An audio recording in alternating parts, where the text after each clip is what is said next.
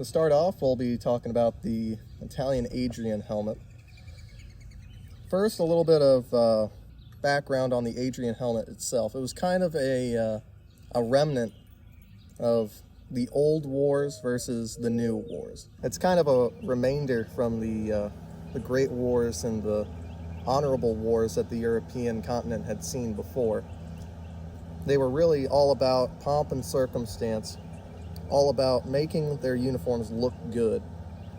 But with the advent of the World War, the first one, they kind of had to give up their style and go more utilitarian with it. The Adrian was kind of a compromise between good fashion and good equipment. And they thought it would be very good for it, because at the beginning of the World War, what they had was a lot of head injuries, a lot of head wounds, despite going to the Adrian anyways. So a lot of their equipment needed to meet up with the standards of the time. The Americans went one way, the Germans went another, and the French and Italians went with the Adrian. Eventually you would see the Adrian start to elongate its bucket to encompass the head further, go all the way down below the ears, and the fin not so much cover your head so much, more like halfway of a ball cap, and then cover the neck part way. But the Adrian that we are looking at today almost has a uniform fin all the way around, a little bit further in the back and the front. It's got a fin going over the top just a little bit. The thing that makes this Adrian a little bit more interesting than other ones, the Adrians of the World War I, all had different ways to differentiate itself. Just as the German Pickelhaube had different spikes depending on your division and regiments, for the French, they had different emblems on the front. The French, they used cannons in a crisscross that would symbolize your artillery.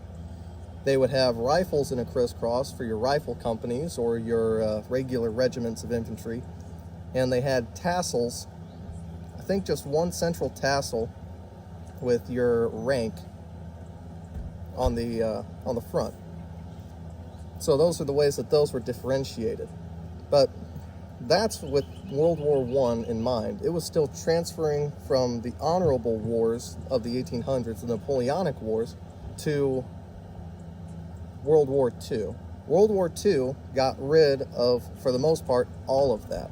The Allies, however, at least for their liners, they would put their ranks and divisions on the front. But with the First World War, you didn't really have too many liners yet. Your Stahlhelm and your Americans, they started to, at least built into it. But with World War II, you started to see a separation between the helmet and the liner as separate pieces. The liner is something that you could have at ease, and the helmet would be something you would have in combat. This Adrian does not have that. What it does have, instead of an emblem on the front denoting rank, it has what we call decals on the side. Normally these decals are pertaining to your command, which in this case it's a Africa Corps command, and your regiment. In this case it's just your Panzer division. So you might be asking yourself, why is that on an Italian Adrian that's a completely different helmet, different country, and frankly different command? Well, the Africa Corps is unique because it fell before the war in Europe really fell. Meaning there was a part that the Germans were in that had surrendered before the final victory was secured. So during this time, during all of these battles that were in the coast of Africa, you saw switchings of commands. To start out the war in Africa, the Italians had taken most of the northern coast of Africa, almost all the way to Gibraltar. Then, as he slowly got pushed away from Morocco down to Tunisia, and eventually down to El Alamein, you started to see less of your Italian divisions and more of your Panzer divisions and German infantry. It stopped being German-Italian corps or command, and it started being the Africa Corps, meaning the Germans were wanting to take more and more command of it. Eventually, after the defeat of El Alamein, you saw the Germans take command. And so when the Germans took command, they also took control of the resources. It wasn't just your men that were now having to report to Germans. It was now the Germans taking control of whatever the Italians had, be that motorized, be that tank, be that rifles. And so at the near end of the war, the Germans were still sending their men down to Africa to try and hold, because if they lost the Suez, then that would mean their defeat would come even faster, and they would lose any chance at all of holding Europe, because the soft underbelly of Europe, which was the whole Italian campaign for the Allies, would come to fruition. They would be able to go through the Strait of Gibraltar, through the Suez, attack Italy, and just take the whole thing. They wouldn't have to go through Europe anymore, which was heavily fortified and had plenty of infrastructure. So they were trying to hold this. Well, they didn't have the munitions because they had to hold the western and the eastern fronts, which were much more important. The Africa campaign was at this point kind of a foregone conclusion, and they were hoping they would be able to hold the Suez so they could take up a front and then move forces down back to Africa.